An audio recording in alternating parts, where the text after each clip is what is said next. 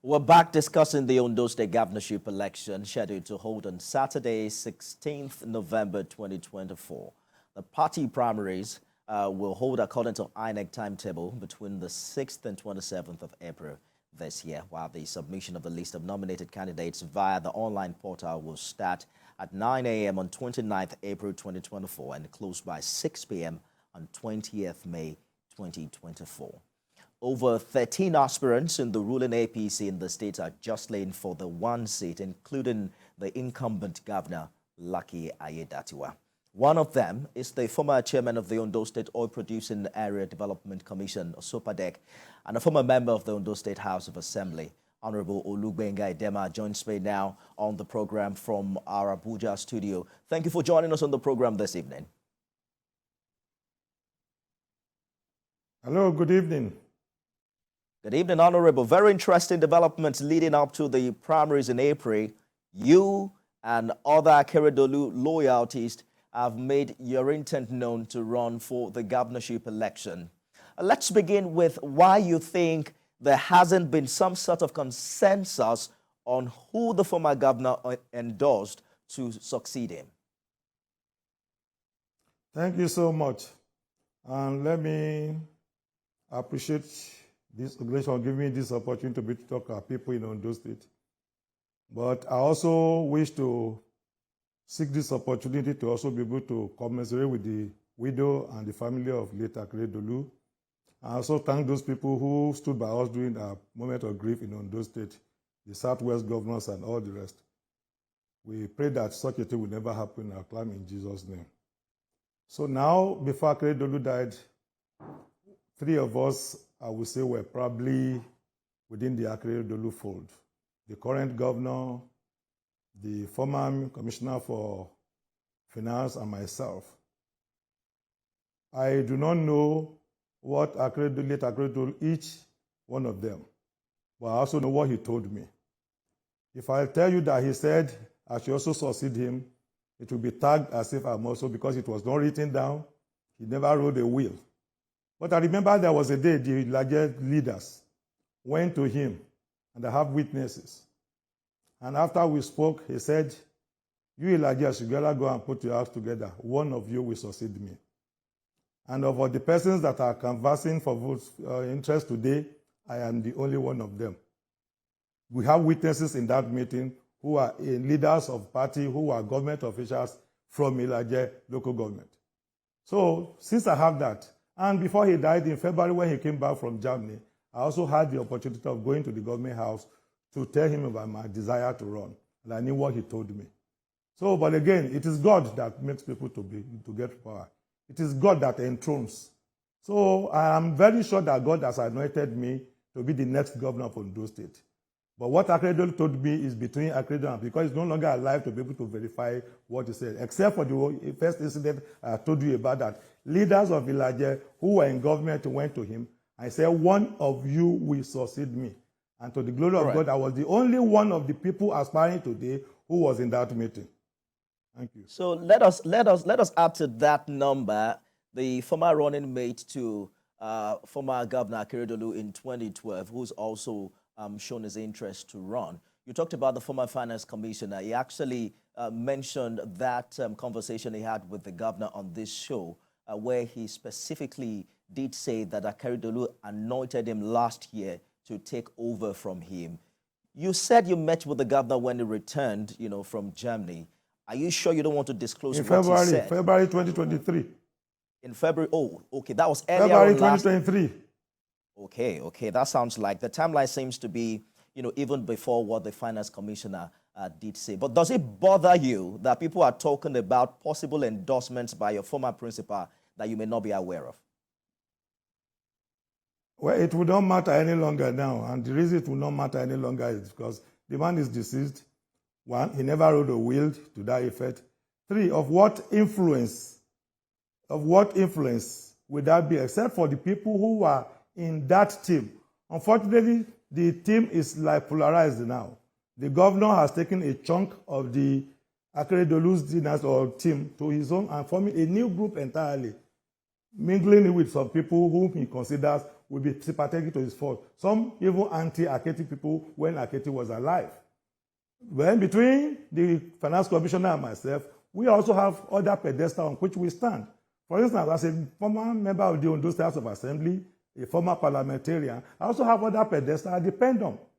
For instance, like what happened in Delta State, it is our collective resolve as parliamentarians that we want one of us to succeed Akeredolu.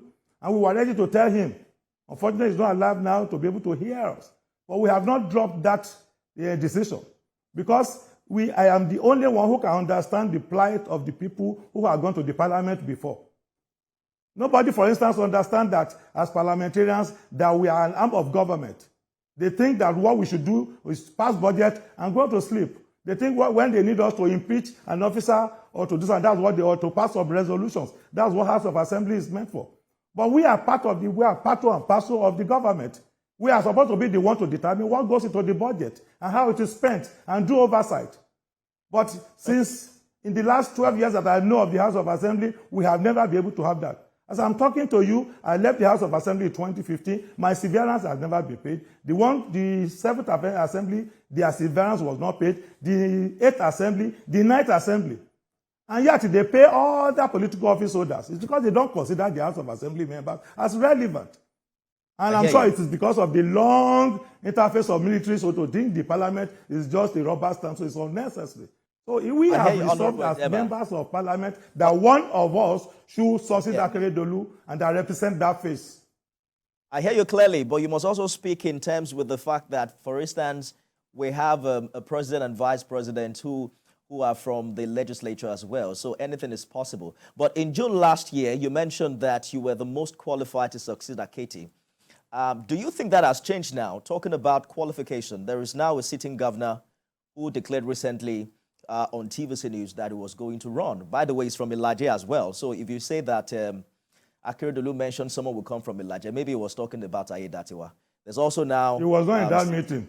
At that time, Agbola Ajayi was the deputy governor at that time, not him. At that time, okay. But there are also people now that are sitting lawmakers. Agbola Ajayi was the deputy governor. I hear you. There are also lawmakers who are from the Senate. There are lawmakers from the Senate and the House of Reps who are contesting. Do you still hold that thought from last year, June, that you're the most qualified? To the glory of God, yes, my position have not changed, and the reasons are this. Thank God you work in an organization. If you are going to hire a manager in this place, for instance, you are likely going to look at the first, which is educational qualification in that field that you want to hire somebody in. Are you with me? 2, you are going to talk about requisite experience in that field, especially in similar organization. And you also have to look at the length of time such person has worked in that kind of duties. So if you look at my pedigree, I joined politics as a young man, though, and it was because, to the glory of God, Babangida Ibrahim, General Babangida, opened the floodgate for some of us in 1990 to be able to participate in politics.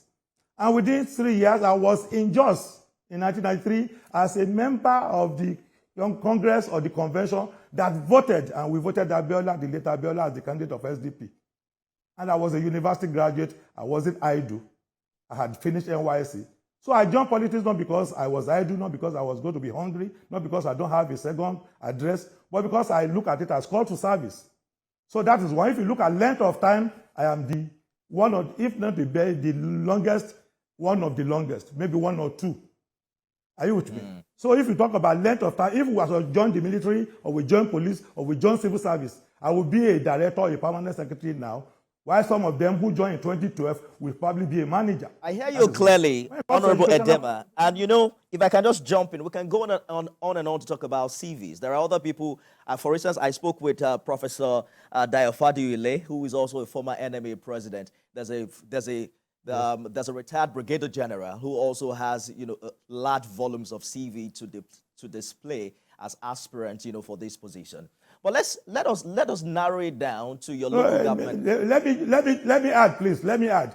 Having a CV is one. Having a relevant CV is another. You may want to hire a carpenter to do a job. The carpenter is a furniture maker or somebody who does other part of carpentry. We are talking about somebody who can deliver on the mandate of people, who understand the people's plight, and who has the capacity. So you may be a medical doctor and you may not be a politician. You may be a professor, you may not be a politician. Talking about relevant CV, let's talk about the incumbent governor who's been deputy governor. You're from the same local government area with the governor, and you are both from the same party. Yes. Some would say it's no-brainer that the incumbent governor stands a better chance to win in any election. Why precisely are you not supporting Governor Aiyedatiwa's ambition? Well, he has not told me of his ambition, it's only that I heard it on television. But I have had the opportunity of making my own ambition known as far back as 2022 that you said. And I said I am the most qualified for that job. And that has not changed. And I will be doing my people a lot of disservice if I am loaded with this kind of God-given intellect and skills, and I refuse to make myself available for them. So I'm using the opportunity to offer and present myself before the people and say, here I am, send me. Because I know I'm the best for the job.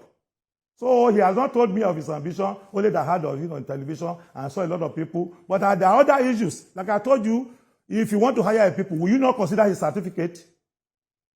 Will you not look at the level of education? So we have seen states that have hired governors that do not. It has impacted on the level of governors such cases able to produce. I don't want to be mentioning names. But you are a press man, you know it. There are times you compare the ability of a man to manage a situation, to manage an organization, based on his pedigree and his educational qualification. Yes, anybody can be governor when you have school cert. But whether it's going to be a good governor is a quality of, is a qualification quotient. So it's not just being a governor, being a good governor, be able to deliver on the mandate, be able to understand policies and deliver policies. That is what it takes to be a good governor. You have mentioned twice now that the governor hasn't informed you of his ambition. Are you saying there's a possibility that if he calls you privately and, talk to you, it's possible he can convince you otherwise? It's already late now because I did not push myself. There are people who are sponsoring me. There are people who have put their trust in my ability to win. And already, as I'm talking to you, there are people who want to be commissioners. There are people who are putting money in this enterprise. There are people. So how do I tell them that I'm no longer interested? It's because they believe in my ability. They believe in me. And they think that once I become the governor, there will be a change of direction. The trajectory for Ondo State will change because we will cease to be a civil service state to an industrial state, because I've exhibited it before when I was in Osopadek. My first microfinance bank was installed by us. First Big Global Resources Limited was established. Hello? Did you say there are people who already want to be commissioner if you become governor? There are people who are following me because they also have ambitions, ancillary ambitions. It's natural. Some people are following me now because, if he wins, I can be deputy governor. Some people are following me because, if he wins, I can be, or when he wins, I can be commissioners. I can be deputy governor. I can be chairman of board. It's an executive position that has the ability to also extend to 2,000 or more people. So why would they not have an interest in my aspiration? Just as some people are also going to other aspirants to endorse them because they also have aspirations which they think they will get when that fellow wins. So I hear you, Honourable Edema. People are putting money. That is very clear. Let us try to, get in as many questions for you as possible because, we're short of time here. I don't know if you followed that Bola Ilori's conversation with the president and the governor. It trended online last week when the president visited Owo. And it was about what really transpired when they were talking. There's a picture of Bola Ilori, President Tinubu, and the Ondo State governor. Are you concerned about some reports that the governor may have gotten the blessing of Mr. President? Far from it, my brother, far from it. Mr. Bola Ilori has the right to his opinion. He has the right to determine who. In 2016, for instance, he was supporting Olusola Oke. When Olusola Oke did not win, he fizzled out with this team again. So if he surfaces currently, it will not matter. But as to the position of Mr. President, I'm sure the president is an astute politician. If he's going to be involved, he will invite all the party leaders and aspirants. And we tell them, for instance, when we had the problem in Ondo State in November, December, about whether somebody should be acting governor or deputy governor or as the case may be, he invited the leaders of the party in Ondo State and he told them what to do and he gave them mandates. And the mandates were followed. So I'm so confident that if the president is going to be involved to the extent of endorsing a particular candidate, he's going to invite the leadership of the party and the aspirants to also hear them out. So I don't think the president will act just like that without hearing from us. So the primary election is scheduled for April. Are you saying Yes. that you wouldn't support the governor if he emerges winner at the primaries in April? One, I'm not in this race because it's an Olympics. I'm in this race because I want to win. And I think I'll win. That is one. Two, the party leadership is supreme. So nobody can run this party or say, I want to win by myself. So if the processes are in place and the process shows that, oh, I am not going to win, I will let you know. But from what I have seen, from the avalanche of support that I enjoy at home and the goodwill that I have even outside Ondo State, I believe that I'm the next candidate of the party and the next governor. But God forbid, if the party says this is the position we are going to, who am I? I abide by the decision of the party. Nobody is greater than the party, and I'm not one of them too. So you're here now. Let's talk about a few things that your detractors have been saying. You're a former Osobadek chairman. How do you respond to those allegations that Osobadek, under your leadership, was a conduit pipe for siphoning funds and to fund the pet projects of the wife of the former governor? Thank you so much. I've spoken about this for, let me say, the opting time, but let me also clear the certain issues. One, Osobadek was not a conduit pipe for the pet project of the wife of the former governor when I was the chairman of Osobadek. Let me identify one project that I supported the First Lady to pursue. We call it the BEMORE project, B-E-M-O-R-E. What is BEMORE about? BEMORE is about developing the girl child and giving them skills and making them to have self-confidence. Are you with me? Hello? Oh, yes, I am. Honorable, please go ahead. So I can hear you clearly. What we are doing is that as Osobadek, we have budgets for scholarship. We give scholarship to our students who are in tertiary institutions. In that budget, like I said, giving money, promoting girls' child for BEMORE projects is also part of our scholarship program. And all the beneficiaries of this project are from Ilaji and Akeredolu local government, which was my mandate area.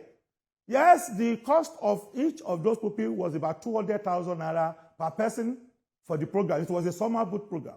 And in it, they will be given a laptop, the cost of laptop. They were given uniforms. They were housed in hostel. They were given skills in braidry, in catering, in all sorts of things. In any case, she was trying to develop a total girl or a total woman. So why would my people not be able to participate if their parents could not afford it? And since we have, I hear you clearly, budget, Honorable, but the allegations went as far as saying that the commission didn't execute a single project since the inception of the Akeredolu tenure, and this was in 2022. No, let me finish with this BEMORE so that for the purpose of the people at home, they can understand that BEMORE was a project of the First Lady, right? But the beneficiaries were girls from Ilaji and Akeredolu local government who we funded and they benefited. And they are verifiable. That is one. Then as to whether I did or did not do anything during my period as chairman of Osobadek, when I got there in 2017, when I reported, they were owing 2040 scholarship and bursary, which was supposed to pay to our students in tertiary institutions. We started to pay it again, and I paid every year because it's an annual thing in our budget. And since our budget was an annual budget, we paid until I left the place. And I still believe that the current chairman of the leadership is still paid. That is one. Right. Two, I told you about my interest in investment. You see, sometimes a lot of people don't know that creating wealth is what it means to drive away poverty in the land. And I believe that the only way to drive away poverty is to create wealth. And how do we create wealth? Investment. So we floated the microfinance bank. It's there today. It's sitting on its own. It's regulated by central bank. Right. It's capitalized to more than 200 million naira that the central bank requires a microfinance bank to be. We have the Cosby Global Resources Limited. We have over 400 hectares of land in Ondo State. Directly opposite Akure Airport, there's a community there called OC. Go and find out there. We have 50 hectares of land, and we are developing there. That's the way I think that we can drive away poverty from the land. Okay. Beyond that, I hear you clearly, Honourable. Physical infrastructure. We are running out of the 2 million liter, the 2 million gallon water projects at Aboto. We completed it, and by the time I left, water was flowing in the Bokodan and all the villages around there. So who said I didn't do anything? I think you already established enough points, and then the people of Ondo can, you have put the facts out there to confirm whether or not these projects were done. But we have to go now. You are a journalist. Go ahead and verify. I'm mentioning names and location and time. So they are verifiable. I hear you clearly, and I'm not disagreeing with you, right? I'm just saying the people are also watching. It will take time for me to go to Ondo. I'm saying put them on telephone and let them challenge me. Confirm if those things are right or not. But you are close to the former governor, right? And his wife has been very vocal lately about those she considers the enemies of the late governor.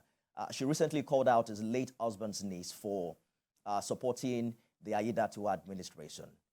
Are you bothered by this type of development and the impact it would have on Akiti's legacies? I can't see have any negative effect on Akiti. It's a domestic affair between the Akeredolu family people. I'm sure she probably was disappointed because the girl bears Akeredolu. She probably knew what Akeredolu did in his lifetime for that girl. So if you saw the girl as a treacherous person or a serpent, as she called her, it is because there is a basis for the man that, okay, should it be you, Brutus, that will do this to me? So it's a domestic affair between the Akeredolu family as far as I'm concerned. It has nothing to do with the Akeredolu legacies in governance.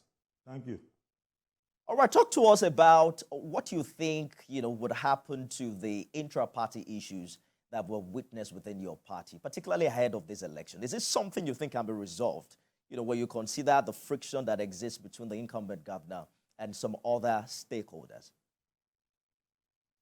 Sir, I've been in politics, like I told you, since 1990. In SDP and ROC days, winner takes all. You contest, you assemble your delegates, and the election is said, and you pick. But I know over time, I've also learned to realize that after each election, there's always a reconciliation process.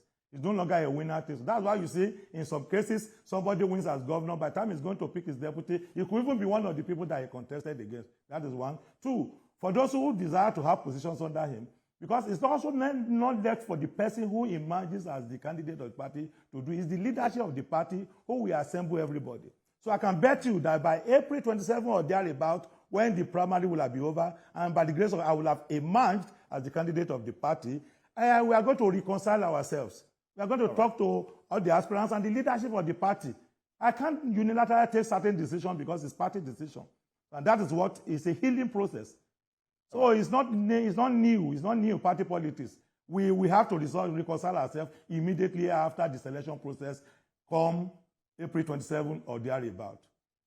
Good place to live in. Former chairman, Ondo State Oil Producing Area Development Commission, Osupadek, and a former member of the Ondo State House of Assembly, Honourable Lucky Aiyedatiwa. Thank you so much for talking to us. Hopefully we'll have more of this conversation. It's my pleasure. So thank you. And for viewers at home, I also thank you for your patience, for listening to me. We'll meet there very soon. God bless. That's our show today, everyone. You can watch it again at midnight and at 6 a.m. tomorrow. I am Nifemi Oguntoye.